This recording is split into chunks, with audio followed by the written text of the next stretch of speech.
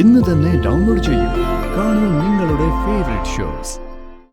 ഇപ്പോൾ നടന്ന ലേലം അസ്ഥിരപ്പെടുത്തി പുനർലേലത്തിന് ഉത്തരവിടാവുന്നതാണ്. അങ്ങനെ വന്നാൽ നിങ്ങൾ മനസ്സിൽ കണ്ടിരിക്കുന്ന ഒരു പദ്ധതികളും ഇവിടെ നടക്കില്ല. എന്ന് മാത്രമല്ല, ഈ ഒരു കള്ളക്കളിക്ക് കൂട്ടുനിന്ന സകലരെയും നിയമത്തിന് മുന്നിൽ കൊണ്ടു നിർത്തി ശിക്ഷാ നടപടികൾക്ക് വിധേയമാക്കാൻ കളക്ടർക്ക് കഴിയും. സാറേ, ഈ ലേലം നമ്മൾ തന്നെ പിടിക്കും.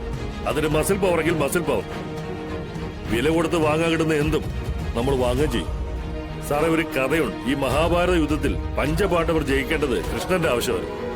ജയം മാത്രമായിരുന്നു ലക്ഷ്യം. അതുപോലെ തന്നെ ആയിരിക്കും ഈ ലേലം നമ്മൾ പിടിക്കുന്നത്. കാര്യങ്ങളൊക്കെ ശരി തന്നെ. പക്ഷേ ഇതിനെ നിയമപരമായി നേരിടാനുള്ള അവസരം ശാലിനിക്ക് ഉണ്ടാക്കരുതെന്നേ ഞാൻ പറഞ്ഞുള്ളൂ. കാരണം ശാലിനിയുടെ അഭാവത്തിലാണ് നമ്മൾ ഈ ലേലം പിടിക്കുന്നത്. ലേലത്തിൽ പങ്കെടുക്കാൻ സാധ്യതയുള്ളവരെല്ലാം നമ്മൾ നമ്മുടെ ശക്തിയും ബുദ്ധിയും ഉപയോഗിച്ച് അകറ്റി നിർത്തും. പക്ഷേ പിന്നീട് ശാലിനി തിരിച്ചെത്തി ആ കസേരയിൽ ഇരുന്ന് കഴിയുമ്പോൾ നമ്മൾ ചെയ്തു വച്ചിരിക്കുന്നതിനെതിരെ കരുക്കൾ നീക്കാൻ അവൾക്ക് ഒരവസരവും കൊടുക്കരുത് എന്നാണ് ഞാൻ സൂചിപ്പിച്ചത്. അവൾക്ക് നിന്ന് കളിക്കാനുള്ള സ്പേസ് ഇവിടെ കൊടുക്കരുത്. കൊടുത്താൽ നമുക്കെല്ലാവർക്കും അത് അപകടമാണ്.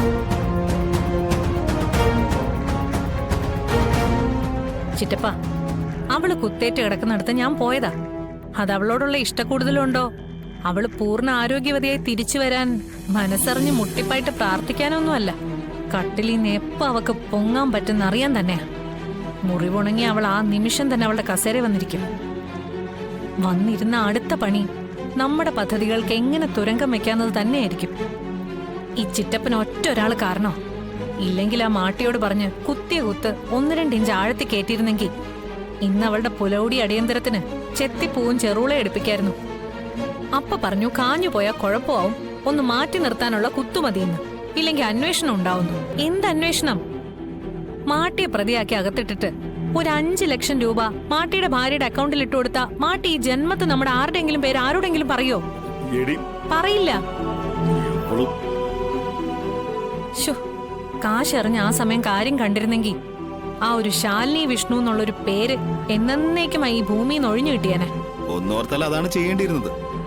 ഇതിപ്പോ വന്ന് ചാർജ് എടുത്തു കഴിഞ്ഞാൽ അറ്റവും തുമ്പും നോക്കി നമ്മൾ ചെയ്തു വച്ചിരിക്കുന്നതെല്ലാം ചികഞ്ഞെടുക്കാൻ വേണ്ടി ശാലിനി ശ്രമിക്കൂ എന്നതിന് യാതൊരു തർക്കവുമില്ല. ഏടിയമ്മയെ എനിക്കും പണി കിട്ടും. സാറേ, അവള് വെക്കുന്ന പണിക്ക് മുമ്പ് മറ്റൊരു പണി അവളുടെ മുകളിൽ വെക്കണം. ആ വഴിക്കൊന്ന് ചിന്തിച്ചേ. എഴുന്നേറ്റ് നിൽക്കാൻ കെൽപ്പൊപ്പിച്ചു വരുന്ന അവക്ക് ഒന്ന് എഴുന്നേറ്റ് നിൽക്കാൻ അവസരം കൊടുക്കാതെ ഒരു 1.5 ഓട്ടം ഓടിക്കാൻ പറ്റുന്നൊരു പണി. സാറൊന്ന് ആലോചിക്കും. ഞാനും ആലോചിക്കാം. ആലോചിക്കുമ്പോൾ ഒരു കാര്യം പ്രത്യേകം ഓർമ്മിക്കണം. പാമ്പ് ചാവാനെ വാലിൽ തല്ലിയിട്ട് കാര്യമില്ല, നടുവിൽ തല്ലിയിട്ട് കാര്യമില്ല. അത് തലയ്ക്ക് തന്നെ കൊടുക്കണം. ഈ പത്തി വിടർത്തി നിൽക്കാൻ പറ്റാത്ത രീതിയിൽ അടിക്കണം. അതിനുള്ള മാർഗം ആലോചിക്കുക.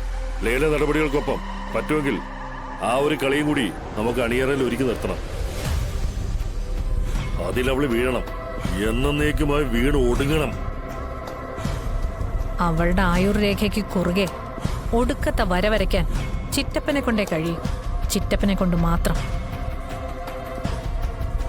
ഇനി അവൾ നമ്മുടെ മുന്നിലിരുന്ന് ആജ്ഞാപിക്കരുത്, അനുസരിക്കാനേ പാടുള്ളൂ.